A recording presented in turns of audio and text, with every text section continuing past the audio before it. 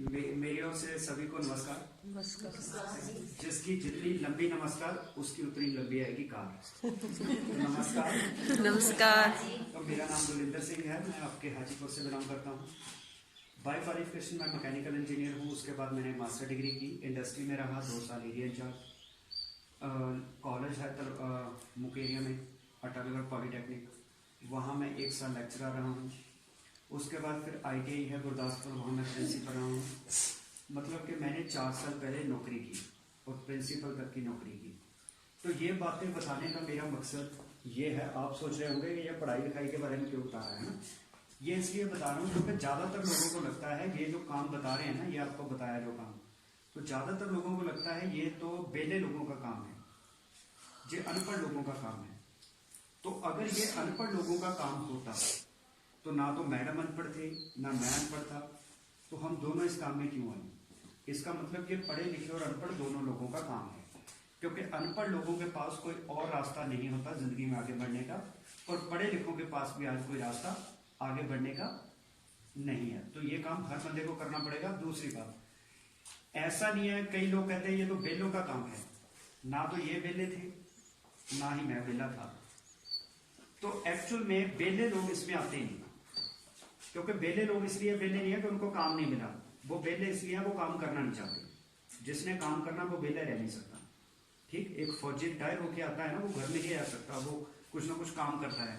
इसका मतलब जो आज लड़के लड़कियां घरों में बेले बैठे हुए हैं, वो इसलिए बेले नहीं बैठे कि काम नहीं है, वो इसलिए बेले बड़े काम करना नहीं चाहते।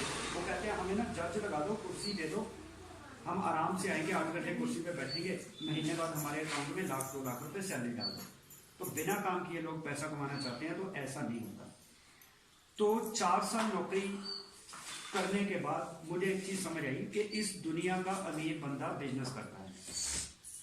इंडिया का अमीर आदमी नौकरी नहीं करता, वो बिजनेस करता है। हमारे हाजीपुर का अमीर बंदा भी बिजनेस कर रहा है, वो नौकरी नहीं करता। तो 4 साल नौकरी करने के बाद मुझे ये बात समझ आई कि 40 साल की जिंदगी के बाद भी मैं वहीं पे खड़ा हुआ यहाँ आज हूँ, तो मुझे कोई ना कोई बिजनेस करना पड़ेगा। अब सवाल यह है, बिजनेस किया कौन सा जाए। तो आज जो आपको हमने बिजनेस बताया, बिना कोई पैसा लगाए, बिना कोई रिस्क, बिना कोई तजुर्बा, आप इसमें लाखों रुपए कमा सकते हैं।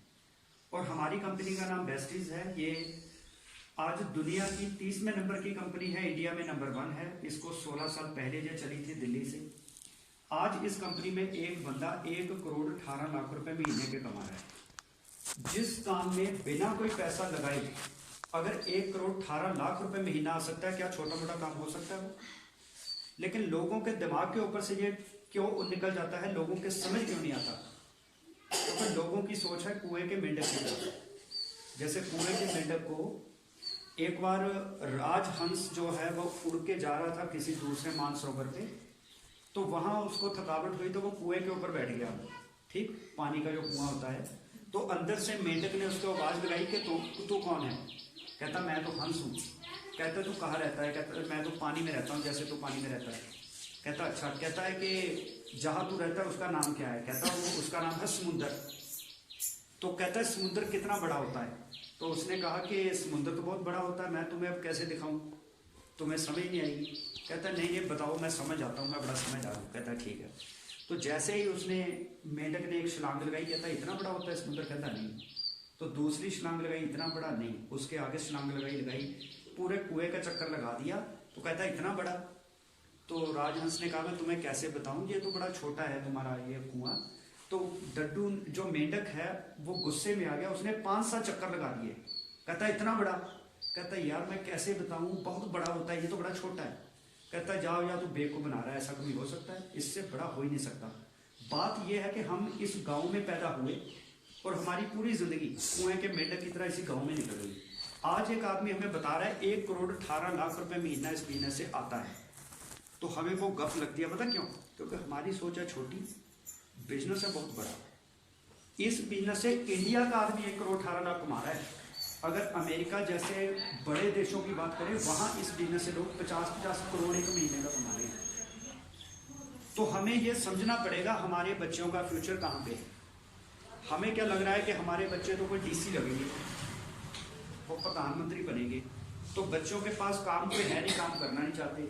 तो मैंने तो एक चीज़ समझ ली कि गवर्नमेंट हमें कुछ नहीं देगी, हमें अपने पैरों पे खुद खड़ा होने पड़ेगा। आज मुझे गवर्नमेंट से कुछ भी उम्मीद नहीं है, ना मुझे कुछ गवर्नमेंट से मांगने की जरूरत है। आज इस बिजनेस से जस्ट 18 महीने बाद मैं 60,000 रुपये महीना कमाऊँ। इतने बड़े बड़े बिजनेसमैन हाजीपुर में 60,000 महीना नहीं कमाते होंगे, जिनको 20-20 साल हो गए दुकानें खोले हुए।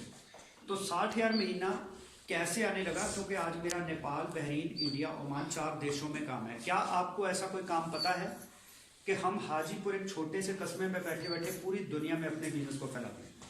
क्या पता आपको ऐसा कोई काम? तो मेरा आज बिजनेस नेपाल, बहरीन, ओमान और इंडिया 4 देशों में चल रहा है, और उत्तर प्रदेश, मध्य प्रदेश, वेस्ट बंगाल, पंजाब, हिमाचल, हरियाणा, दिल्ली, बिहार, उत्तराखंड, ऐसी 10 स्टेटों में मेरा बिजनेस चल रहा है। तो लोग कहते हैं ये तो मेंबरों वाला काम है, ये चेन सिस्टम है, ये स्कीमें होती हैं। तो मैं कहता हूँ ये एक बिजनेस है और हमें करना ही पड़ेगा, चाहे हमें अच्छा लगे चाहे ना लगे, इसके बगैर गुजारा नहीं है। खास करके ये लेडीज़ के लिए इसलिए ज़रूरी है कि मैं आपसे सवाल करता हूँ, एक हम घर में हमारे बिजली होती है ना, बिजली से हमारा पंखा, कूलर सब कुछ चलता है। ये है हमारा मास्टर प्लान जिस पे सरकारी बिजली से घर चल रहा है। मान लीजिए किसी समय लाइट चली गई तो हमारे पास कोई दूसरा तरीका होता है। क्या होता है वो? इन्वर्टर। तो हमने एक बैकअप प्लान रखा हुआ है कि किसी समय रात को लाइट चले भी गई तो कोई टेंशन नहीं, हमारा इन्वर्टर है, वो पंखा चलाता रहेगा, हम रात भर आराम से सोएंगे। लेकिन हमारा जो घर वाला, आपका जो घर वाला है, वो भी तो एक मास्टर प्लान की तरह है ना, जो पैसे कमा कमा के दे रहा है, जिससे बच्चों की एजुकेशन चल रही है, आपकी ज़िंदगी चल रही है। खुदा ना खास्ता मास्टर प्लान फेल हो जाए तो क्या होगा?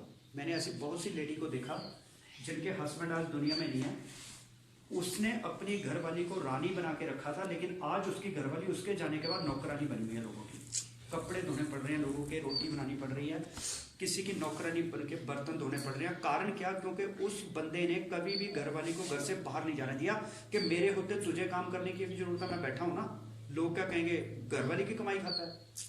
तो ये एक सही सोच नहीं है। तो लेडीज को इस बात को समझना पड़ेगा कि जब हमने फेरे लिए थे तो एक वादा किया था हस्बैंड से कि दुख के समय में तुम्हारे साथ हूँ, सुख के समय में तुम्हारे साथ हूँ। लेकिन आज कोरोना काल में, लॉकडाउन के दौरान में घर वाले की इनकम 0 हो गई, उसको बड़ी टेंशन थी। लेडी तो बंदे को बता देती है कि इतने रिश्तेदार की आ गई शादी, इतने पैसे चाहिए। तो कभी ये सोचा कि मेरा बंदा कहाँ से मांग के लाए, वो किसको बोले?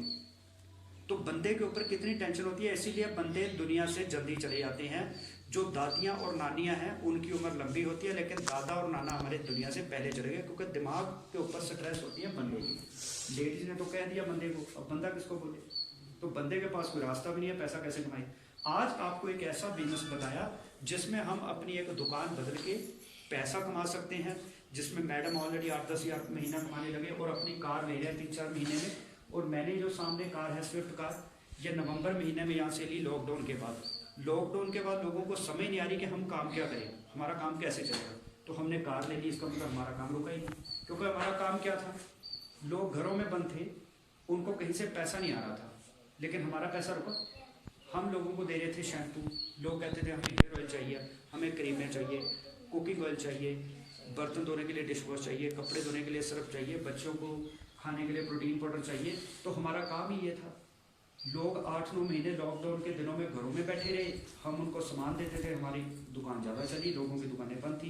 तो यही तो आने वाला बिजनेस है। तो इस बात को समझना पड़ेगा, क्योंकि छोटा मोटा काम नहीं है।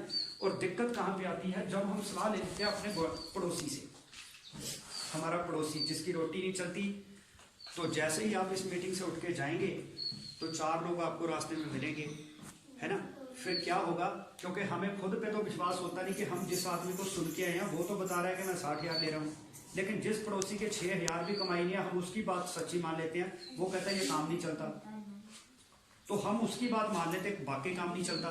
तो वो पड़ोसी क्या हमें जिंदगी में आगे बढ़ाएगा? हमें अपनी जिंदगी को बदलने के लिए खुद जिम्मेवारी लेनी पड़ेगी। पड़ोसी आपको रोक सकता है, आगे नहीं बढ़ा सकता। कितने पड़ोसी है जो आपको आगे बढ़ता देखते खुश हैं? तो हुआ क्या, लोगों की बात पे अमल नहीं करना। एक बार क्या हुआ, एक बेटा और बाप जा रहे थे हरिद्वार, ठीक। तो रास्ते में दोनों गधे के ऊपर बैठे हुए थे। तो रास्ते में लोग मेरे कहते हैं कितने निर्दयी बाप बेटा है, गधा बेचारा कमजोर सा उस पर बैठे हैं नवाब बन के दोनों हैं, गधे की जान लेने गई।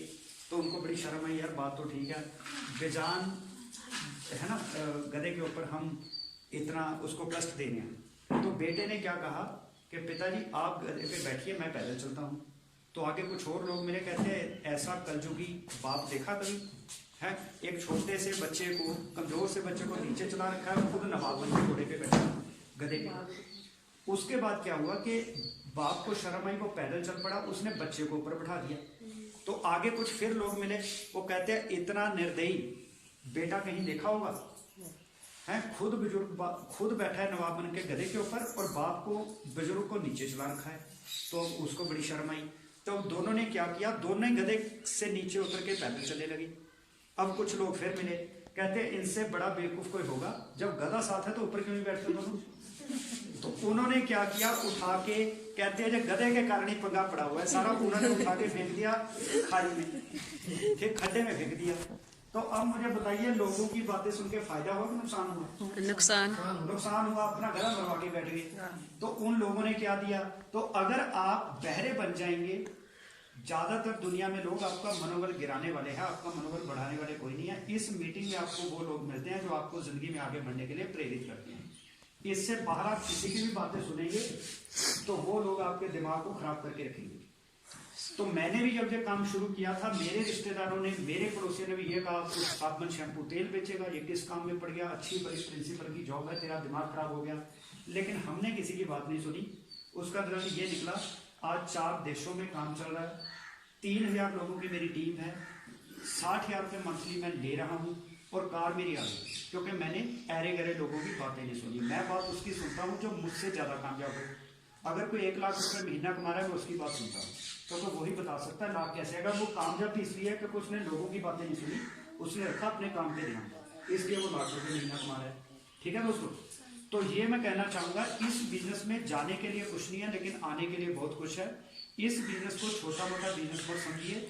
जब आप इस बिजनेस में पढ़ेंगे तो आपको समझ आएगी ये बिजनेस है क्या।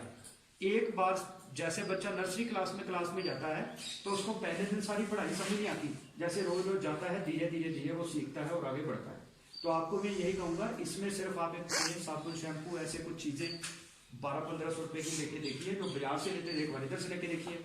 अगर हमें बढ़िया लगेगी चीज़ें यहाँ से लेते रहेंगे, नहीं तो पुरानी दुकान पे चले जाएंगे। लेकिन यहाँ पे आपको हम बताएंगे आगे पैसा कैसे कमाना है, इसी सामान को आगे बताते हुए। ठीक है, तो अभी मैं बहुत बधाई देता हूँ सीमा मैडम को कि इन्होंने कुछ दिन पहले ये डिसीजन लिया था और आज एक अच्छे लेवल पे पहुंचे हैं। एक डिस्ट्रीब्यूटर से सीनियर डिस्ट्रीब्यूटर बन गए हैं। और इनके जो अपलाइन है संध्या मैडम, ये आपके शिपोचक में ब्राउन डायरेक्टर बन चुके हैं। बहुत बड़ा लेवल होता है, कंपनी की टर्नओवर से बंदे को शेयर मिलता है। तो अमरजीत जी हैं गोल्ड डायरेक्टर बन चुके हैं, मैडम सिल्वर डायरेक्टर है, मैं खुद ब्राउन डायरेक्टर हूँ। मतलब यहाँ पे जितने भी बंदे बोले हैं तो ये सभी के सभी, मैडम रेट बंद कर दीजिए, पूरा गाँव डिस्काउंट हो गया इतनी ऊँची। तो अगर मेरे फोन की बेल बजने लगी ना, आप परेशान हो जाएंगे सारी, तो मक्खियाँ भी सारी बेहोश हो जाती है, तो वाइब्रेशन लगा दीजिए। तो ठीक है दोस्तों, तो इन्हीं शब्दों के साथ मैं अपनी बात को वाइंड अप करता हूँ। उम्मीद है कि आपको सारी बात समझ आई होगी। अब पड़ोसी की सलाह मत लेना, सलाह लेना हमारी ही। और एक बार सामान इस्तेमाल करके देखिए 1200-1500 का, उसके बाद आपको बताएंगे काम कैसे करना है। और 3 तारीख को आपके राधा कृष्णा पैलेस में है ना, यहाँ पे राधा कृष्णा पैलेस है, वहाँ पे हमारे एक सेमिनार हो रहा है जिसमें कम से कम 100-150 लोग इकट्ठे होते हैं हॉल के अंदर। तो वो अपना अपना एक्सपीरियंस बताते हैं। यहाँ से एक दगन से लेडी है जिसने अपनी अल्टो कार ली, आपकी तरह हाउस वाइफ थी, उन्होंने भी ऐसे ही साल पहले मीटिंग सुनी थी। तो उनको भी ये लगा कि बात तो सही है कि मेरी इतनी उम्र हो गई, आज तक मेरे हस्बैंड भी कार नहीं ले पाए, मैं भी कार नहीं ले पाई, तो मैं इस काम को शुरू करती हूँ। अगर इस काम में बिना कोई पैसा लगाए कार आती है तो कितनी बड़ी बात है फिर। तो उन्होंने किसी की सलाह नहीं ली, अपने दिल और दिमाग की बात सुनी और कैंटीन से सामान लेते थे उसको छोड़ के इधर से सामान लेना शुरू किया, कुछ टीम बनाई। उसका रिजल्ट ये निकला, वो लेडी आज मेरी टीम में अल्टो कार अचीवर है। तो उनको आपको मिलने का मौका मिलेगा और 3-4 और ऐसी लेडी से मिलने का मौका मिलेगा जो 4-5 महीने के अंदर यहाँ से कारें लेने वाली है। तो ऐसी लेडीज को मिलके आपका भी जोश बढ़ता है कि हम भी ये कर सकते हैं, अगर ये लेडी कर सकती हैं। क्योंकि मुझे देख के लगता है, इनको देख के ये लगता है ये तो जेंट्स हैं, सारा दिन मार्केट में घूम सकते हैं, इतनी तो तब कार है। तो जब आप लेडीज को देखेंगे तो बताएंगे कि हम हाउस वाइफ थी लेकिन हमने कार ली, तब आपका उत्साह बढ़ेगा। और उसमें सभी अचीवर को सम्मानित किया जाता है। तो जो भी बंदा वहाँ पे आता है, वहाँ पे हम 1,000 से लेके 10,000 तक के लकी ड्रा निकालते हैं नए लोगों के। हो सकता है आपका कोई बड़ा इनाम निकल जाए। इसके अलावा जो बंदा अपने साथ 2 नए लोगों को लेके आएगा, उसकी भी अलग से पर्ची पड़ेगी, उसमें भी इनाम निकल सकता है। मतलब अगर आप 2 आदमी अपने साथ और लेके आते हैं, तो जो आदमी अपने साथ 5 नए लोगों को लेके आएगा, उसको एक छोटा पर्स मिलता है। जो 10 लोगों को लेके आएगा, उससे बड़ा पर्स मिलेगा। जो 20 लोगों को लेके आएगा, उससे बड़ा पर्स मिलेगा। इस तरह से कई इनाम मिलते हैं। तो 3 तारीख को 11 बजे ये यहाँ पे राधा कृष्णा पैलेस में फंक्शन है। तो आप सभी को वहाँ पे इन्विटेशन है। उसका एक एंट्री फीस होती है माइनस 50 रुपये। तो उसके बदले में हो सकता है आपका 1,000-1,500 का या 5,000 तक का इनाम निकल जाए। तो उसके लिए आप जरूर जो पास है, आप सीमा जी से ले सकते हैं। तो इन्हीं शब्दों के साथ मैं अपनी बात को वाइंड अप करता हूँ। आप सभी का बहुत धन्यवाद। Thank you.